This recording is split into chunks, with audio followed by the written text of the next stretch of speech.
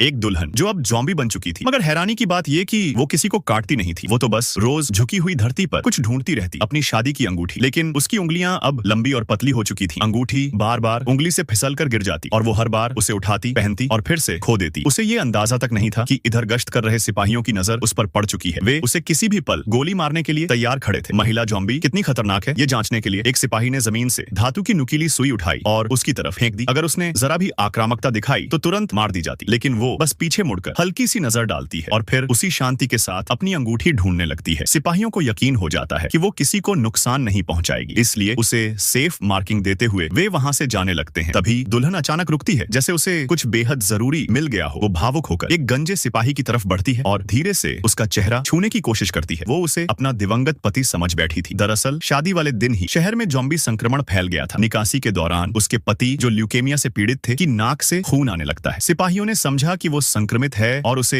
जबरदस्ती अलग ले जाने लगे। दुल्हन जितनी भी मिन्नतें करती रही, उनका फैसला नहीं बदला और अचानक एक गोली चली। वो स्तब्ध रह गई। उसका पति जमीन पर गिर चुका था। उसकी दुनिया वहीं टूट गई और उसी सदमे में वो खुद भी ज़ॉम्बी बन गई। मगर उसके भीतर पति की यादें अब भी जिंदा थीं। गंजे सिपाही को देखकर उसने उसे पति समझ लिया और आखिर में बस चुपचाप उसके पीछे पीछे चलने लगी।